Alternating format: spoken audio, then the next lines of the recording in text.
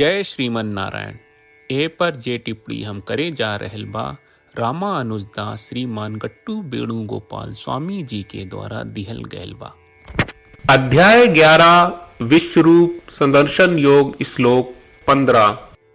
पश्यामि देवान् तव देवदेहे सर्वान् तथा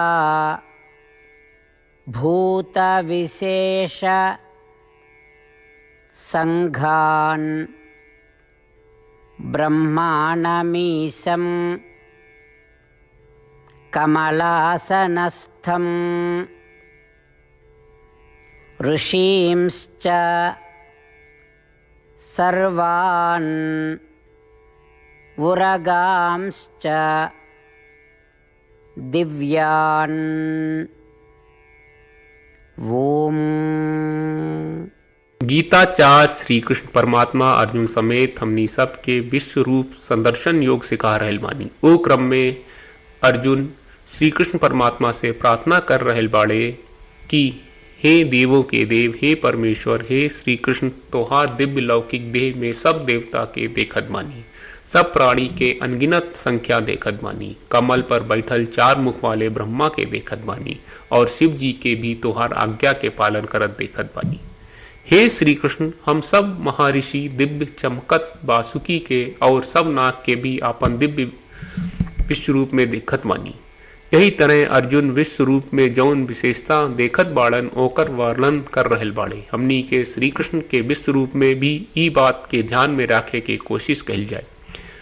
श्री कृष्ण परमात्मा आ श्रीमन नारायण के शरण लेवे के हमनी के अर्जुन के बात के श्लोक के रूप में दोहरावे के कोशिश करी जा। श्री कृष्ण परमात्मा आ श्रीमन नारायण के शरण लेवे के हमनी के अर्जुन के बात के श्लोक के रूप में दोहरावे के कोशिश करत बानी, आपन जीवन के सार्थक बनावे के कोशिश करत रही। पश्यामि देवान् तव देवदेहे सर्वान् तथा भूतविशेष संघान् ब्रह्माणमीशं कमलासनस्थं ऋषीं च सर्वान् उरगांश्च दिव्यान्। श्रीमद् भगवत गीता का पूरा सार श्री कृष्ण परमात्मा ने अध्याय 18वें के श्लोक 65 से 70 में 8 काम करे खातिर दिले बाड़े। श्री कृष्ण कहले, हम ओ लोगन से प्रेम करनी जो लोग इन 8 बातन के मान तारे। हम ओ भक्तन के हर तरह से रक्षा करब।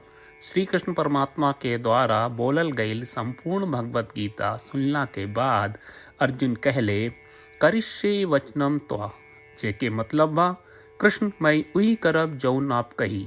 यही कारण बा श्री कृष्ण अर्जुन के हर तरह के सफलता आ विजय प्रदान करेले। आई परमात्मा के आपन व्रत देई कि हमनी के ये 8 गौ कर्म के पालन करी जा। ई वचन परमात्मा के देवे से बड़न कौनो पूजा तपस्या यज्ञ नहीं। हम 8 प्रण कहब जौन हमनी के करे के चाहिए। आप सब कृपया इन्हन के आपन दिमाग और दिल में सोची।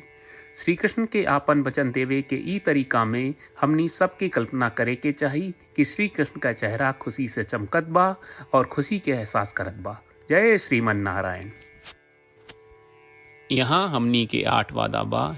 हमनी के पहला वादा, हे श्रीमन नारायण, आपका निर्देश के मुताबिक हम हमेशा तोहार ध्यान करब और तोहार बारे में सोचब।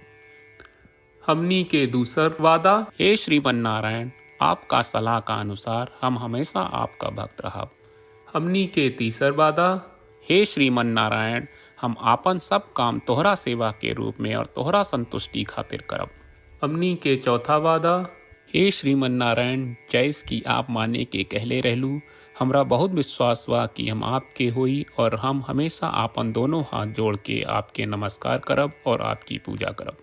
हमनी के 5वां वादा, हे श्रीमन नारायण, हमरा के तोरा बात माम एकम शरणम ब्रज 1866 याद कहले, जहाँ आप हमरा के आपन का अर्पित करे का कहा।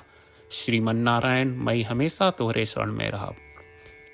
हमनी के 6वां वादा, हे श्रीमन नारायण, हमरा के तोहरा बात माँ सुचहा 1866 याद कहले कि आप हमनी के शोक ना करे का आश्वासन दे रहे बड़े। हम अब और शोक ना करब।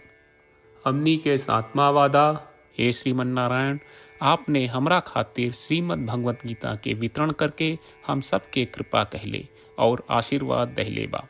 हम वादा करत बानी कि रोजाना कम से कम एक श्लोक पढ़ब या सुनब। हमनी के 8वां वादा। हे श्रीमन नारायण, आप गीता के पूरा मानवता तक ले गयलू। हम गीता में आपके दिव्य वचन के उन भक्तन तक पहुँचावे के प्रयास करब जे गीता से अपरिचित बा। हे श्रीमन नारायण, हम उई करब जौन तू करे का कहब। हम ऐसन व्यवहार करब जैसन आप चाहत बानी और हम खाली आपका खातिर काम करब।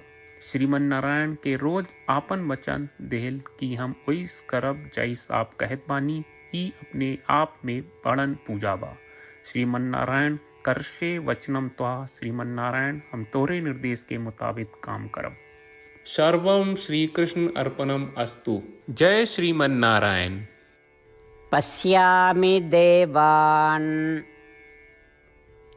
तव देवदेहे सर्वान् तथा भूतविशेष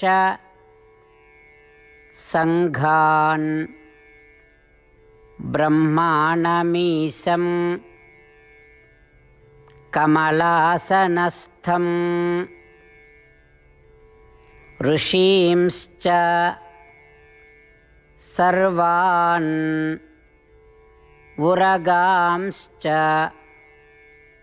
दिव्यान्। ॐ पश्यामि देवान् तव देवदेहे सर्वान् तथा भूतविशेषसङ्घान् ब्रह्माणमीशं कमलासनस्थं ऋषीं च सर्वान् उरगांश्च दिव्यान्।